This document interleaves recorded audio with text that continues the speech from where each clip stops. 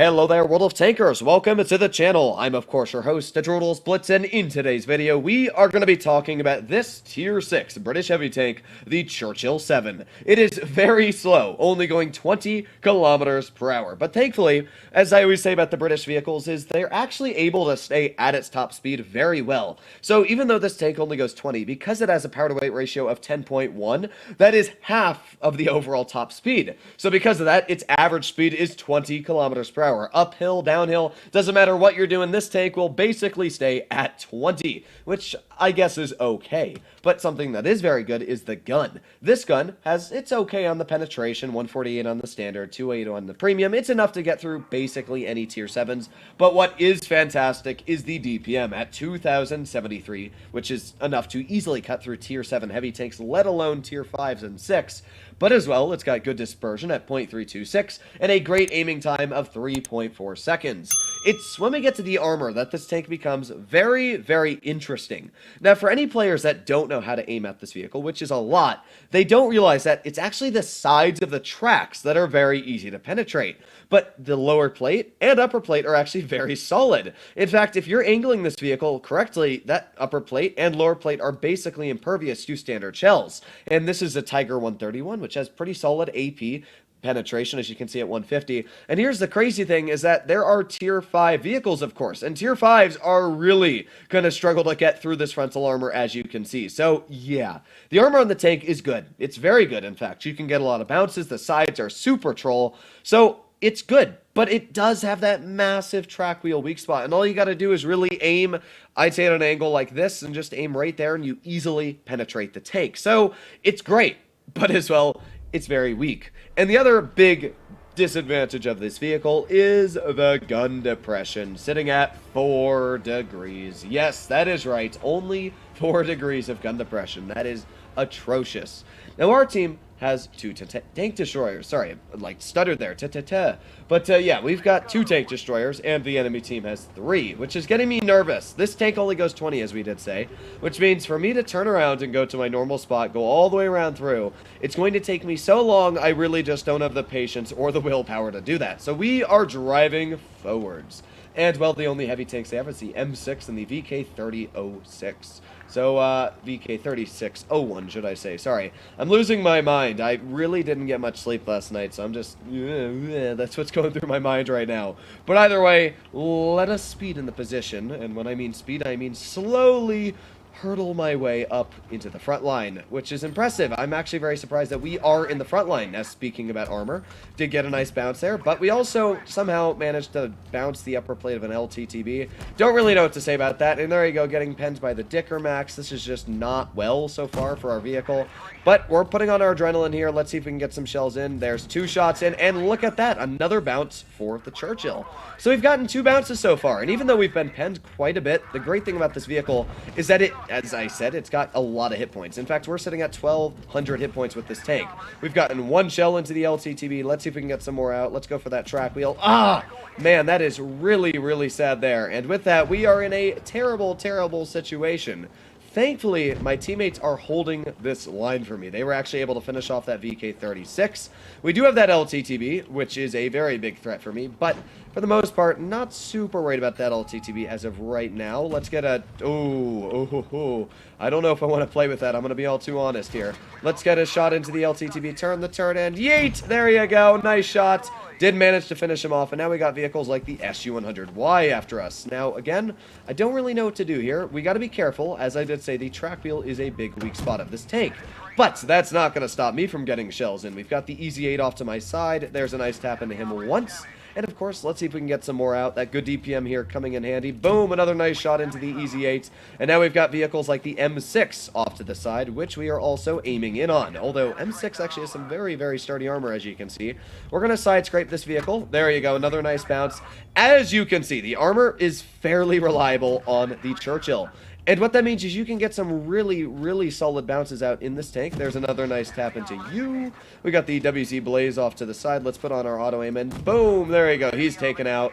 All we got left is the M6 right on the front of our tank. Boom, nice tap. But oh my god, is that gun depression really, really, really bad. Another nice tap into the M6. Got to bounce ourselves. And with that, we are going to come out with a victory. A very solid victory at that for our first game in this vehicle. And you can clearly see that the armor did a good job. We were able to bounce shells from the M6 quite easily, shells from the LTTB, from the EZ8, from the SU-100Y, and the WZ Blaze. And sure, I guess you could argue that the tank was up against opponents that weren't great. But this is Tier 6, guys, and honestly, most of the teams you play against in Tier 6 are going to be like that. They're not going to be the best of players. And what that means is, as I said before, a lot of people don't know that the actual weak spot of the vehicle is on the tracks. So they'll shoot at the hull, and if you angle it correctly, they're never going to pen you. Now, of course, I say that now, and I'm going to regret that in this next battle up against, like, a double Annihilator Smasher platoon.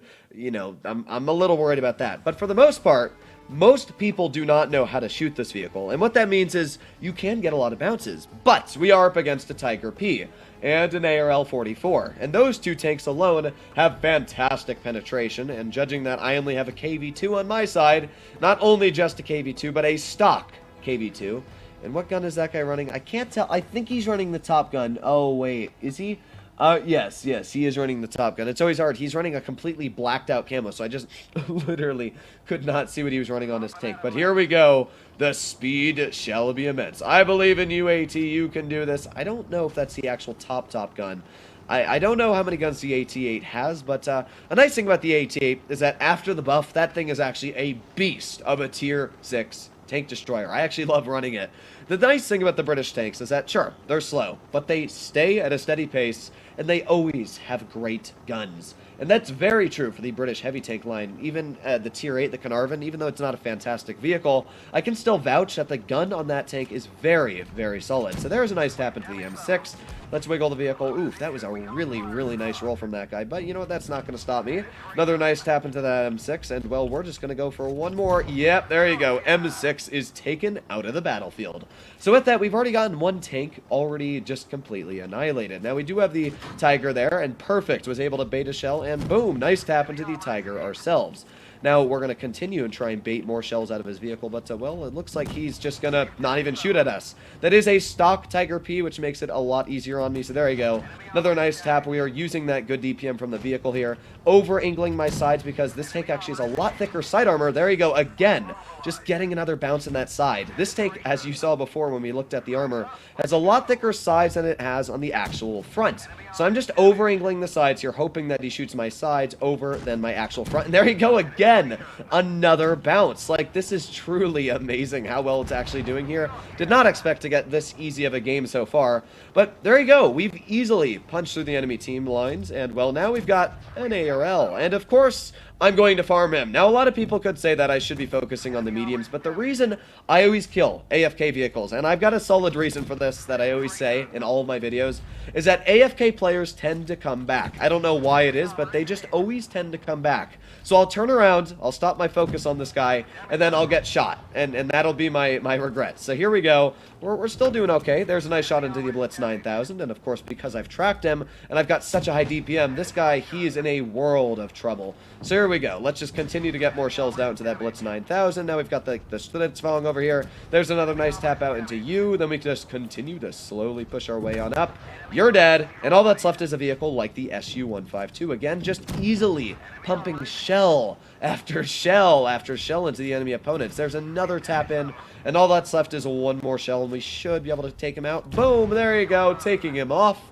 And, like, that was it. That was a game in the Churchill 7. You can see the armor worked like a charm. It was able to do its job. I was able to bait shells into the side of my tank, and because of that, we got a lot of bounces. None of those shells actually hit the weak spot on my tracks, because not a lot of people know about it. When's the last time you've actually sat and thought about the armor of a Churchill 7? Really, you haven't. So, because of that, it gets away with not exposing its weak spots even when they are very easily exposed. So we were able to deal 3,657 damage in this battle, and for Tier 6 that is fantastic. You can see the gun works so well. That DPM is fantastic. everything about this tank is actually great. Until you do get into a game where either mediums are able to completely demolish you, or you go up against tanks like the Annihilator and the Smasher, and they shoot you once and back in the cover. Of course, non-mobile tanks, especially ones like this, will struggle when they are not able to get into position. That's just common sense. If your team dies too quickly, or your team pushes too aggressively and wins, you're either not going to get a lot of damage, or you're going to die in the process of trying to get into the battlefield. And that is the big downsides of these tanks, is they're slow, but they make up for their slowness in fantastic armor, great guns, and overall just looking great as well. Let me know what you guys think about this tank and the review in the comments down below. If you enjoyed it and would like to see more like it, please consider smashing that subscribe button down below. But other than that, stay happy, stay healthy, and I'll be seeing you in the next one. Bye-bye!